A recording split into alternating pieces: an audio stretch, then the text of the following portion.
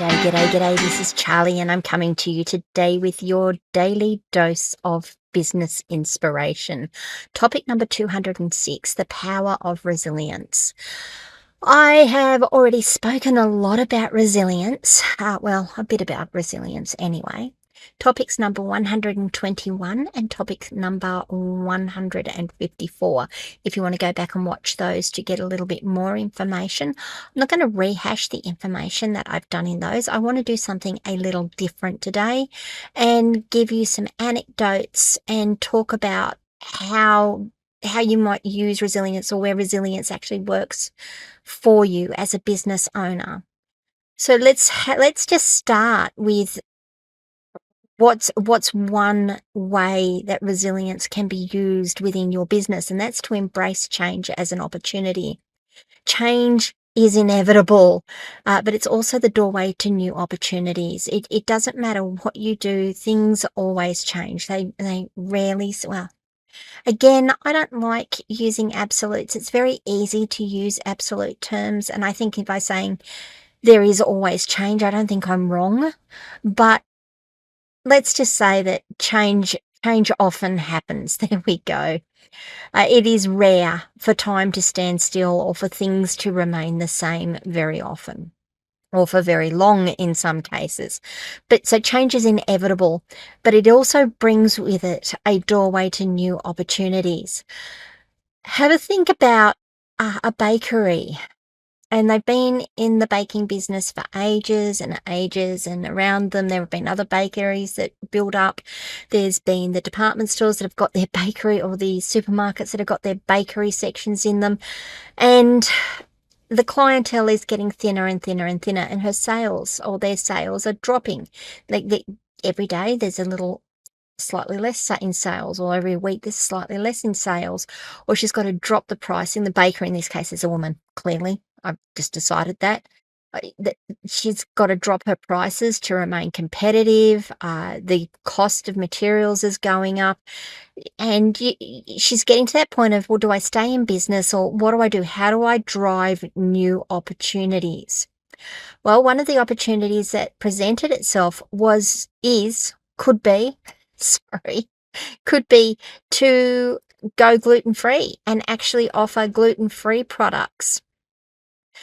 Cater to those people who have got gluten issues and need good quality gluten-free products. Now, that is something that would be very appropriate in this day and age. I certainly know a number of people who go, we just no decent gluten-free products around. We're making our own, and even that bread isn't all that great. So she can pivot her business. She can stay in the baking business, but she can niche it down a little, and she's niche it down to being gluten-free only. I'm sure there's a couple of other opportunities in there as well. Maybe customized birthday cakes. Maybe what was it I saw the other day? Cupcake birthday cakes. I mean, really cool, but okay. Like, I'd love the idea, but okay, different. So you pivot the business. There's an opportunity there. Just by looking around and seeing what was out there, you can pivot your business. So one of the things as business owners that we can do as business owners is to regularly review the market trends, have a listen to what people are actually asking for, be aware of the discussions that are going around our industry and within our earshot while we're doing things, and listen to what's happening and see whether there's something there that we can take advantage of to help our businesses grow. So that's one example or one way of using resilience, or one example of resilience, is embracing change as an opportunity. Another way, and I'm probably going to end up doing a couple of videos on this one, because there's a number of things we can do. The other thing with resilience is to have a positive mindset about it. Your mindset can be your greatest asset or your biggest obstacle. We speak about this a lot, and I know I've spoken about growth mindsets and fixed mindsets before, but a positive mindset is something that's really important, and it's really going to help your resilience. So let's have a look at another example. Sarah, who runs a small cafe that is struggling during a downtown construction project. Now, this is such a this it's a great example, and I've just picked up some examples out of books and out of my own head, out of my own examples of my own anecdotes. But a downtown construction project can actually really affect a local business, particularly a cafe. Who's going to want to come into a cafe if the construction site is just across the road? It's noisy if the road's blocked off. It's noisy, it's dusty, it's dirty. It's hard to keep things clean. You can't sit inside and have a nice cup of coffee and a bit of a conversation because it's too loud.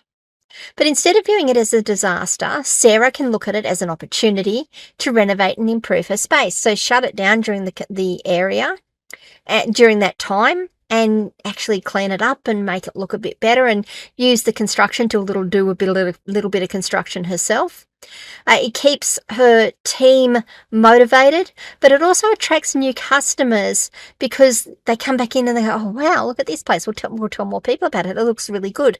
Something else that Sarah might have considered doing also is running a coffee table for the construction crew, making it easy for them to come in and grab a cup of coffee quickly while they're working, or have their lunch there. Give them somewhere that they could come and sit and just get out for a moment while they're on their break. And so make sure you're cultivating a positive outlook by focusing on solutions rather than the problems. Yes, you need to look at the problems. You need to identify the problem. But once you've got that problem, look at how you're going to solve it. Don't just keep focusing on the problem itself. A third thing to remember with resilience is to learn from failure. Every failure is a lesson in disguise. We have spoken about this again too. I've got topics on this one. I've done videos on this. It's Thomas Edison who's famously said, I have not failed. I've simply found 10,000 ways that something won't work. That sounds familiar. I know I've used that anecdote in a couple of my videos as well. Let's look at a small tech startup. In fact, no, I don't want to look at a small tech startup. Let's look at Jeff Bezos's introduction of the Fire phone, I think it was, and it failed. They had a product they were Amazon was trying to bring out a Fire phone or something, or an Amazon phone or something, and it failed dramatically, and they lost so much money on it. And when called to task on it by his board, he said, you think that's a failure? Have I got news for you? I've got so many more failures coming. Because to him and to his development team, that failure told them what would or wouldn't work. Maybe it just wasn't the right time in the market for that product. Maybe they were too late to market with that product. Maybe it wasn't what the customers wanted at all. But they've now got information available to them that they can take back into their product and development teams and say, here's more data. What can we do with this?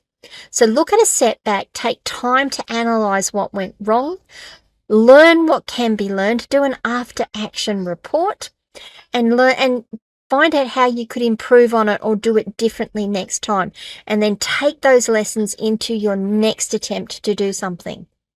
Such powerful, powerful lessons.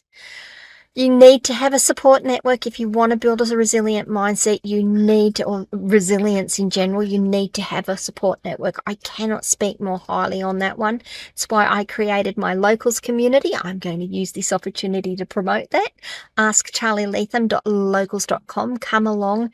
It's designed for remote business owners, but business owners who work online or remotely and would like to connect with other business owners to bounce ideas off, get ideas, and just not feel quite so alone. Anyway, back to me. So build a support network. No business owner is an island. You need to build yourself a strong support network. In this case, I'm going to talk about the small boutique owner who found herself overwhelmed during the holiday season. Something that I found running retail stores is that you just, Christmas time it used to be a magical time for me. During that time, it was not magical, it was hellish, is I think what I would say. Loved it. Honestly, I loved it. I loved the hustle and the bustle of it. But oh my goodness, I was tired afterwards. And Maria in this case is finding herself overwhelmed during the holiday season. Maybe it's Halloween, maybe it's Christmas, maybe it's Thanksgiving.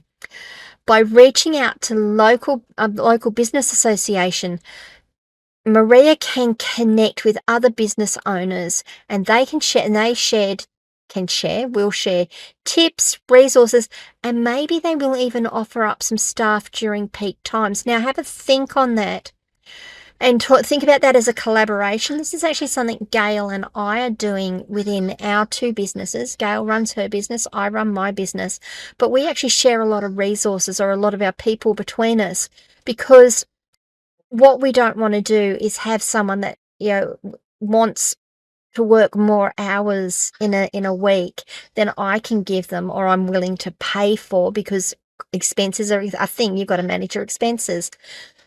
But what I can do is say, well, I've got these hours available. This is what then here's the work I want you to do. And Gail says, and I've got these hours, and here's the work that we've got to do. And the two of us work together to make sure that the work is spread between our subcontractors. Our subcontractors get enough work.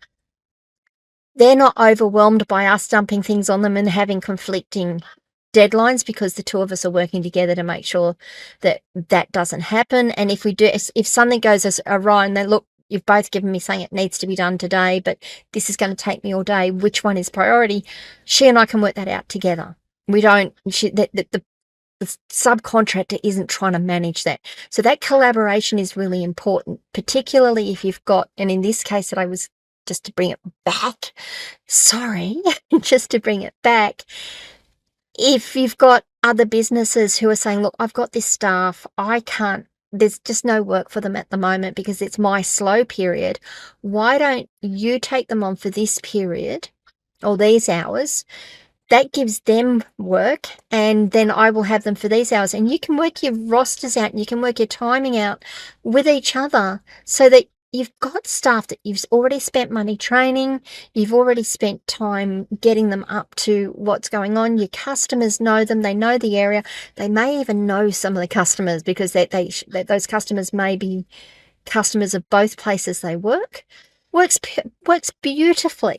That's a great idea. So join some business groups, local business groups if you have a local business.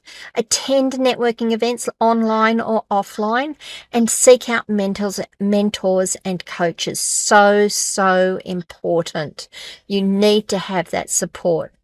By building these relationships with other business owners and coaches and mentors, you will get valuable support and insights. So important there. All right, look, I've got a few more things I want to share. So I'm actually going to break this video into two topics. So tomorrow will be 207, topic number 207, more on resilience. What I would love to know right now, though, is how do you feel about this? What do you think about resilience? What are you doing with those things that I just shared? Embracing change as an opportunity, having a positive mindset, learning from failure, and building a support network. What is it you're doing? What is it that is working for you? What hasn't worked? What do you think might work? What do you want to try, but you're a bit too worried about trying and want to get some feedback on it? Come across to Locals, ask charlyleetham.locals.com. You can become a supporter to join the conversation there. Ask your questions, get some support, get some inspiration, provide some inspiration, and don't feel quite so alone. Also, please remember to like this video, subscribe to my channel, ring the notification bell so you find out when I drop more content. What was the other things? Oh yes, please leave a review if you're watching this or listening to this somewhere where you can leave a review. Maybe share with someone else today who would benefit from listening to this or might get some insight from listening to this.